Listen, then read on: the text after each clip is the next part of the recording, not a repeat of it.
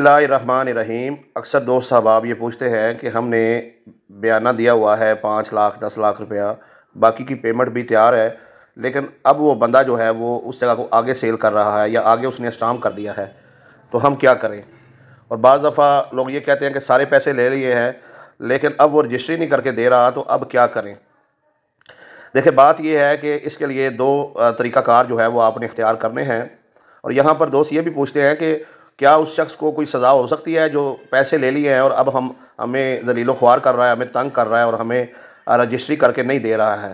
तो इसका जवाब है जी मेरे भाई, उसके ख़िलाफ़ आप FIR का अंदराज भी करवा सकते हैं और अदालत में दावा तमील मुख्तस जो है वो करके तो जगह भी जो है उसकी डिग्री करवा के अपने नाम करवा सकते हैं।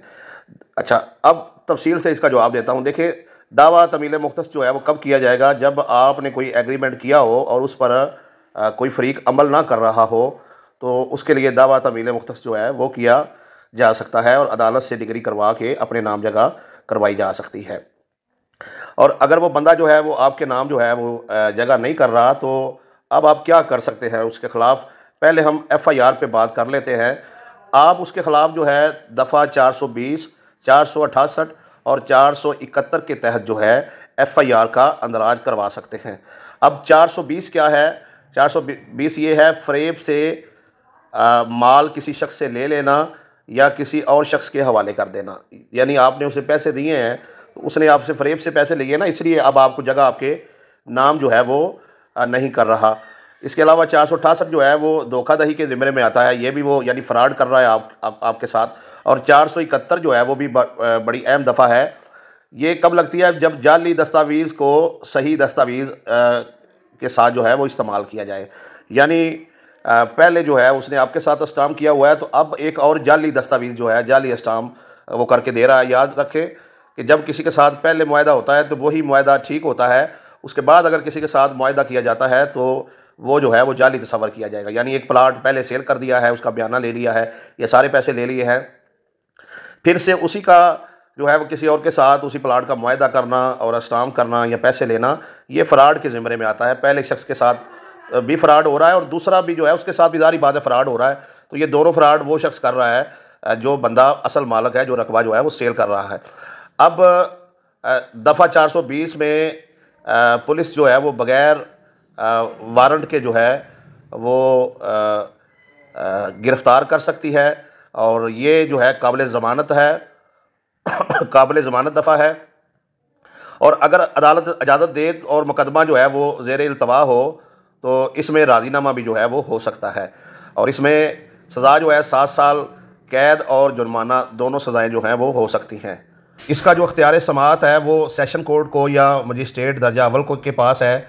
इसी तरीके से जो दफ़ा 468 है, इसमें पुलिस जो है वो बग़ैर वारंट के गिरफ़्तार नहीं कर सकती और ये नाकाबिले ज़मानत दफ़ा है और इसमें राज़ीनामा भी नहीं हो सकता और इसमें जो सज़ा है वो भी 7 साल सज़ा हो सकती है और जुर्माना दोनों हो सकते हैं।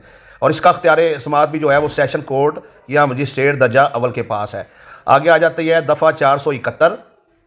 तो दफ़ा 471 के तहत जो है इसमें बग़ैर वारंट के गिरफ़्तारी जो है वो पुलिस नहीं कर सकती और ये काबिल ज़मानत जो है वो दफ़ा है और इसमें भी राज़ीनामा जो है वो नहीं हो सकता और इसमें जो सज़ा है वो मुताबिक पीनल कोड 7 साल और जुर्माना जो है वो दोनों इसमें हो सकता है और इसका अख्तियार समाअत भी जो है वो सेशन कोर्ट के पास है।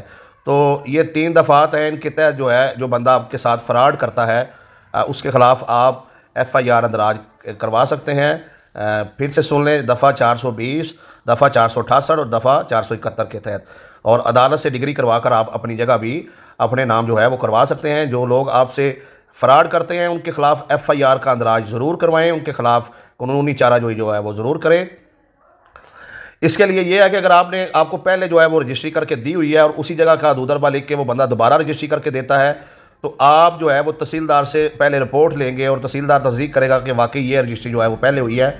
उस रिपोर्ट की बुनियाद पर आप उस पर FIR जो है वो अंदराज करवा सकते हैं। और अगर आपके हत्थे जो है वो दूसरा स्टाम्प जो उसने करके दिया है वो चढ़ जाता है, तो आप अपने स्टाम्प की कापी लगाएं, उस स्टाम्प की कापी जो बाद में हुआ है इसकी बुनियाद पर भी FIR का अंदराज करवा सकते हैं कि ये देखें मेरा स्टाम्प जनवरी में हुआ है और ये हमारा मार्च का जो है ये मुआहदा था और ये इसने फरवरी में दोबारा आगे जो है इस प्लाट को सेल कर दिया है। तो आप जो है फ्रॉडिये के ख़िलाफ़ जो है इस तरीके से कानूनी चाराजोई भी कर सकते हैं और अदालत के ज़रिए जो है वो अपने नाम जो है उस जगह को भी करवा सकते हैं।